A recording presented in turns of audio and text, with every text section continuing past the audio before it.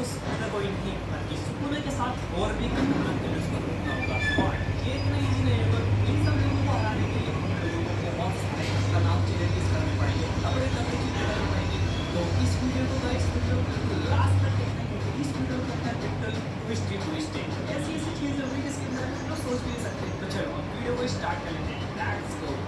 तो ये कहानी शुरू होती है गाइस मेगुमी से, जो कि अपनी जान बचाता फिर रहा था सुकुना से, लेकिन सुकुना उसको ढूंढ के उस पर अटैक कर देता है क्योंकि सुकुना को पता था माहोरागा को सिर्फ मेगुमी ही निकाल सकता है। इसलिए सुकुना उसको बहुत ज़्यादा बुरी तरीके से मारता है ताकि वो अपनी जान बचाने के लिए माहोरागा को निकाले।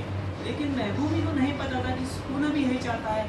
वो असल में माहोरागा को हरा के माहोरागा को अपना साथी बनाना चाहता है ताकि वो पहले से और भी ज़्यादा ताकतवर बन सके, और इसलिए वो मेगुमी को बहुत ज़्यादा बुरी तरीके से मारने लगता है जब तक कि मेगुमी अपनी जान बचाने के लिए सुकुना से माहोरागा का फील ऑन कर दे।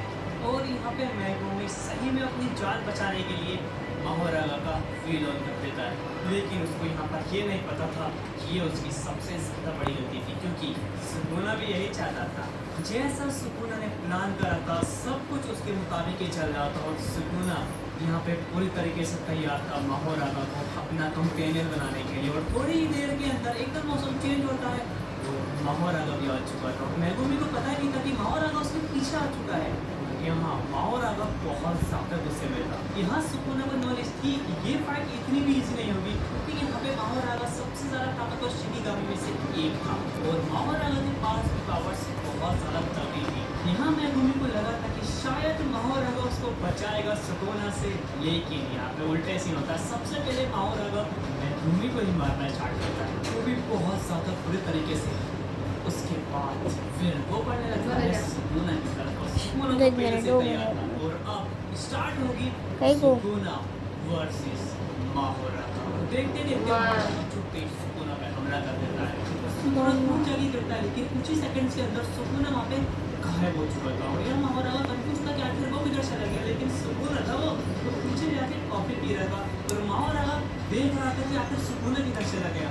लेकिन थोड़ी देर के अंदर माहोरागा को पता लग जाता है कि सुकुना पीछे, लेकिन इससे पहले कुछ लगता है सुकुना बहुत ज़्यादा खतरनाक अटैक करता है माहोरागा पे और उसके बाद सुकुना ढूंढ पड़ता है माहोरागा पे बहुत ज़्यादा बुरी तरीके से।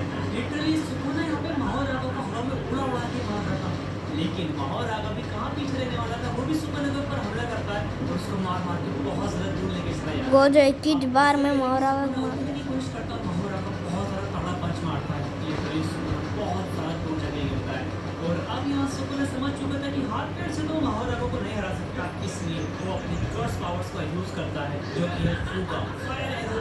लिटरली ये बहुत ज़्यादा खतरनाक अटैक होता है और थोड़ी ही देर के अंदर माहोरागा के सामने माहोरागा कुछ नहीं कर पाता, माहोरागा पे बहुत ज़्यादा तगड़ा अटैक करता है। ये अटैक इतना ज़्यादा तगड़ा होता है कि पूरा आधा लॉस एंड लॉस आके जुड़ जाता है। अब यहाँ पे सुकुना ने माहोरागा को हरा तो दिया था, लेकिन अब बारी थी माहोरागा पे कंट्रोल लेने की, इसलिए वो आ चुका था मेगुमी के पास। और अब सुकुना यूजी की बॉडी से निकल के मेगुमी की बॉडी के अंदर जाएगा ताकि वो माहोरागा पे कंट्रोल ले सके। और सुकुना ऐसा ही करता है, वो यूजी की बॉडी के अंदर से निकल के मेगुमी की बॉडी के अंदर जा चुका था। अब जब थोड़ी देर के बाद यूजी को हो जाता है तो उसको पता लगता है कि यार सुकुना ने उसकी बॉडी के अंदर रह के क्या क्या करा।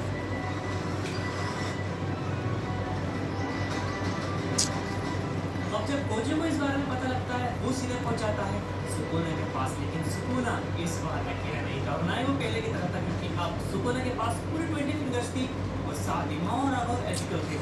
हाँ बोल रहे हैं शुरुआत करता है सुकुना पंच मार के, ऐसा पंच होता है कि लिटरली रोड तक टूट जाता है पूरी तरीके से और फिर सुकुना बढ़ने लगता है गोजो की तरफ फुल स्पीड से रेड रैपर गोजो के पास इधर छुट्टी पंच मारना शुरू कर देता है, बहुत तगड़ा तगड़ा अटैक। और यहाँ पे गोजो को फिर भी नहीं आता कि सुकुना इतना ज़्यादा पावरफुल हो चुका है, लेकिन वो गोजो था वो सुकुना के सारे अटैक्स सर्वाइव कर देता है। बट इस बार सुकुना कुछ अलग ही अटैक करता है, लिटरली बहुत ज़्यादा खतरनाक ब्लेड वाले अटैक करता है, फिर बहुत ज़्यादा पावरफुल किक मारता है, लिटरली ज़मीन तक टूट जाती है, लेकिन गोजो सर्वाइव करता है। और उसके बाद गोजो करता है अपन की तरीके अकेले गोजो और सामने सुकुना माहोरागा और एजिटो। लिटरली ये फाइट काफ़ी ज़्यादा टक्कर की चल रही थी, बल्कि गोजो अकेला था, वो लोग 3 थे तब भी गोजो तीनों से निपट रहा था लिटरली। अब यहाँ पे गोजो यूज़ करता है अपनी बहुत ज़्यादा तगड़ी टेक्निक जिसका नाम है ब्लू कर्स टेक्निक, और इस अटैक के अंदर वो तीनों को एक ही झटके के अंदर अपने और को गोले के अंदर फंसा देता है। वो लोग पूरी तरीके से